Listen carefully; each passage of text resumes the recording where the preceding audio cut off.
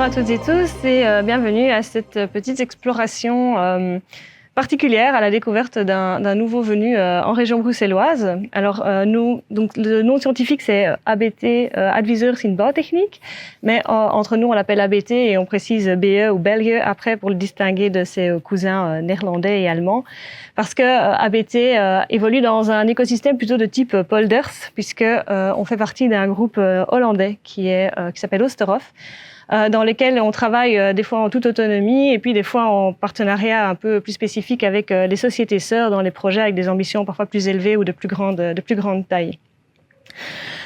Alors ABT a le souci de son environnement direct et indirect. On essaye de trouver des solutions qui cadrent avec les 3 piliers du développement durable, donc People, Planet, Profit, mais toujours avec une vision des limites planétaires qui nous sont données, tout en respectant aussi les besoins de base de l'espèce humaine, la théorie du donut qu'on voit ici.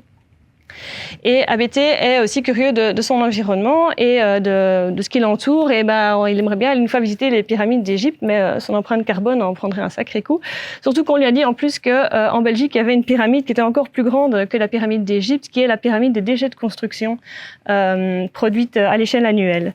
Et donc, ça l'a interpellé ABT et il s'est dit, il y a sûrement quelque chose à faire au niveau local pour résoudre ça ou pour apporter ma petite pierre à l'édifice. Et donc, en fait, on a développé des compétences et des connaissances de l'analyse du bâti existant pour maintenir au maximum les bâtiments autant que possible et diminuer la production de déchets et l'extraction des matières premières, ce qui se fait à tour de bras pour le moment. Une particularité d'ABT, c'est d'avoir 25 cerveaux qui sont répartis en 5 entités distinctes qui aiment beaucoup travailler ensemble parce qu'on a une vision commune et une vision qui est une vision long terme, et donc les différentes entités sont amenées à travailler ensemble et ça rend les actions super efficaces puisqu'on se connaît bien et on sait vers quoi on va.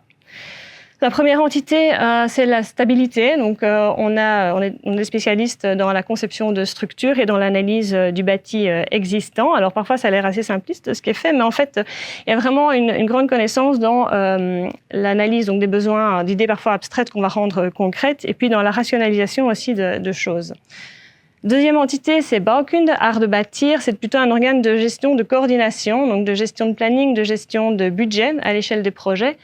On peut aussi prendre la casquette d'architecte exécutant lorsque ça se présente. L'objectif de cette entité-là, c'est que le plan se déroule sans accroc, on va dire, dans un objectif de coordination donc de l'ensemble des intervenants.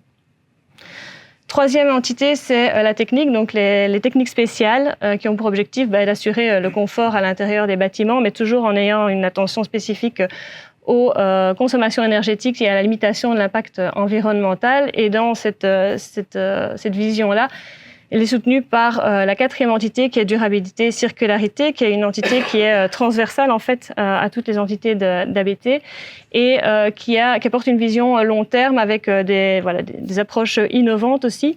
C'est une équipe qui est assez polyvalente et qui aime aussi beaucoup mettre ses connaissances au service d'autres acteurs du secteur de la construction pour soutenir la transition vers une construction plus durable et plus circulaire. Dernière entité, c'est digitalisation. Donc pour le moment, elle est surtout là en support de notre entité stabilité, donc avec les modèles BIM par exemple. Mais elle est en relation étroite aussi avec Quake, qui est le think tank de Oosterhof, qui s'est aussi donné comme objectif d'intégrer tous les nouveaux aspects de digitalisation dans le secteur de la construction à l'échelle du groupe.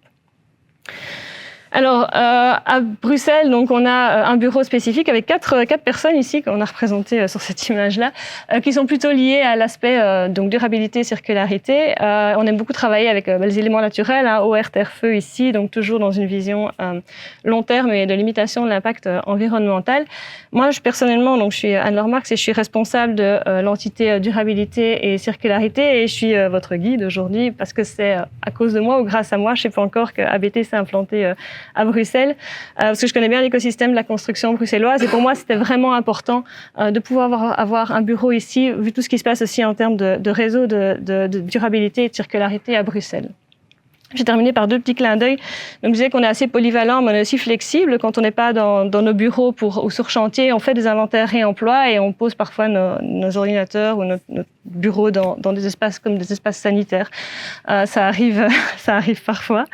Et puis, on est aussi, comme j'ai dit, on aime bien faire évoluer les choses, être innovant. Et donc, on est aussi en partenariat à l'échelle du groupe avec des partenaires industriels et des centres de recherche dans la recherche de production de matériaux à moindre impact environnemental. Et donc là, par exemple, c'est un béton qui a pour objectif d'être neutre en CO2. Donc, c'est toutes des recherches qui sont faites à l'échelle du groupe. J'espère que ça vous aura donné envie d'en savoir encore plus sur ABT. Et on en parle après les pitchs. Merci.